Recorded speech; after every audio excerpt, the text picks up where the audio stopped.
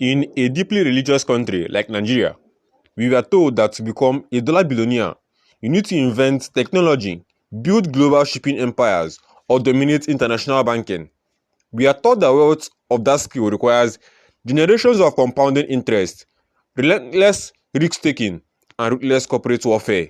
But what if I told you that one of the largest personal fortunes in the history of not just Nigeria but the entire Africa was minted not in a corporate room but inside a tailor shop?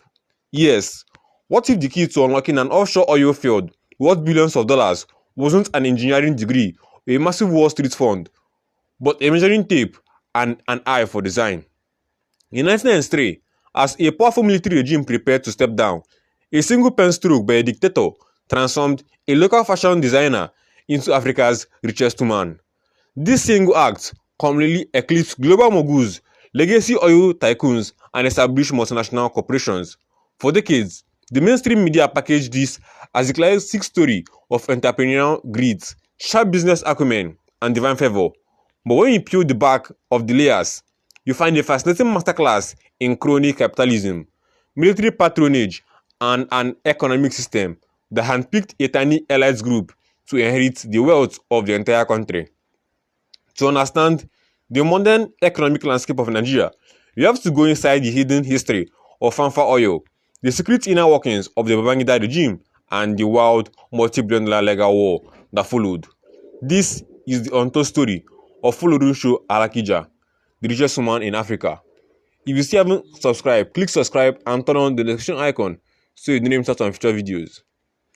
To understand how an oil empire is born, you must first look at the fabric from which it was cut. Born in 1951 into a wealthy, influential and largely polygamous family in Ikorodu, Lagos, folorunsho Alakija was elite from the start. Her family had the means to give her world-class education, sending her to the United Kingdom at a young age to study fashion design and secretarial administration. By the mid-1970s, she returned home to a booming Nigeria, landing a comfortable secure job as an executive secretary at Sijuade Enterprises. Later, she moved up the corporate ladder to work within the financial sector at the First National Bank of Chicago. But climbing the traditional corporate ladder wasn't her ultimate destiny. In 1986, she made the bold decision to quit her bank job and launch her own fashion label, which she named Supreme Stitches. Within just a few months, the label became a massive hit among the wealthy elites of Lagos. But the rapid success was not just because of her designs. It was because of exactly who she was wearing them. Nigeria in the late 1980s was ruled by an absolute military junta led by General Ibrahim Babangida, a man universally known as IBB.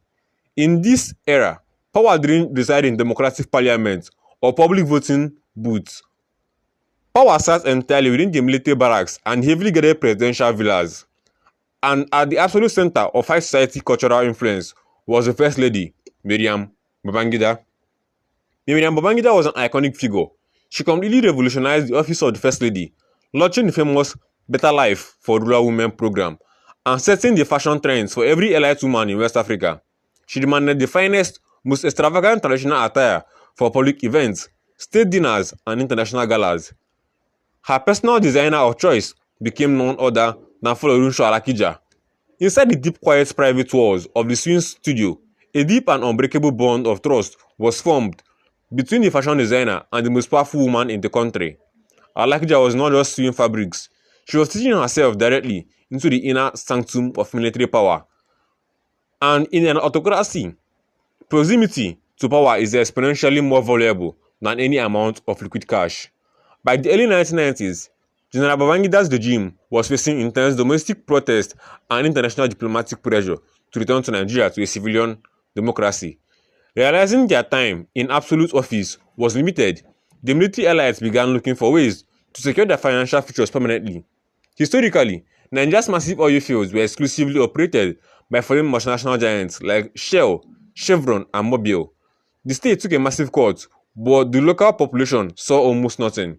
To change this, IBB introduced a highly controversial policy known as the Indigenous Exploration Program.